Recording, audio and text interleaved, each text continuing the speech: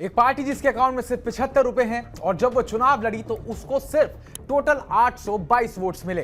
पर आज वही पार्टी देश के पार्लियामेंट में 5वीं सबसे बड़ी पार्टी बनने वाली है। लेकिन ये सब आखिर माजरा क्या है, तो चलिए आज आपको बताते हैं कैसे एक पार्टी जिसका किसी को कभी नाम तक नहीं मालूम था आज अचानक इतनी बड़ी कैसे हो गई।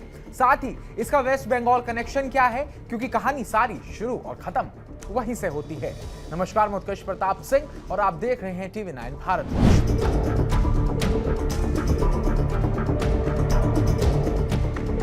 दोस्तों, इस पॉलिटिकल पार्टी का नाम है national citizen party of India यानी NCPI। असल में बंगाल में तांडव शुरू हो चुका है। चाणक्य अमित शाह ने अपनी राजनीतिक बिसात से सबको चारों खाने चित कर दिया है।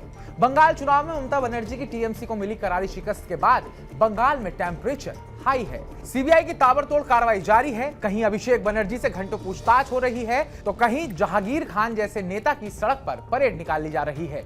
और ऐसे में ममता की TMC टूट चुकी है।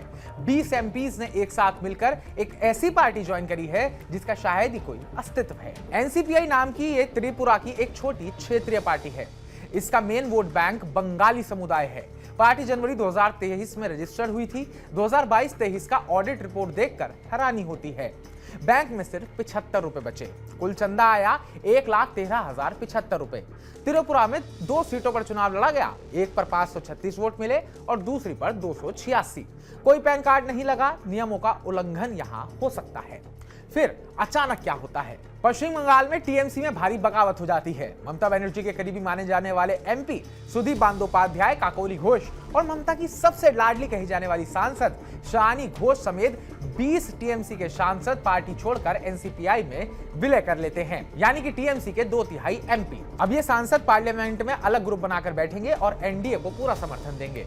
ये पूरी कहानी शुरू और अंत पश्चिम बंगाल से होती है। TMC के बागी सांसद ज्यादातर बंगाल से हैं। NCPI का पूरा फोकस अब त्रिपुरा के अलावा वेस्ट बंगाल और असम में बंगाली समुदाय के मुद्दों पर रहेगा। पार्टी को NDA का हिस्सा बनाकर केंद्र में भी ताकत मिलेगी। अब सवाल भी बहुत सारे हैं। एक 75 रुपए वाली पार्टी में इतने सारे सांसद कैसे विलय कर गए? क्या ये विलय कानूनी रूप से टिक पाएगा?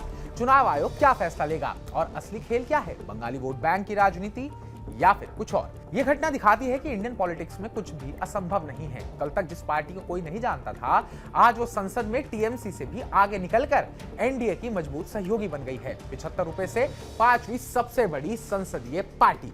ये कहानी है NCPI की। तो इस पार्टी को लेकर और इसके फ्यूचर को लेकर आप क्या सोचते हैं? कमेंट बॉक्स में कमेंट करके हमें जरूर बताइएगा। बाकी ताजा अपडेट्स पाने के लिए TV9 भारत को सब्सक्राइब कीजिएगा।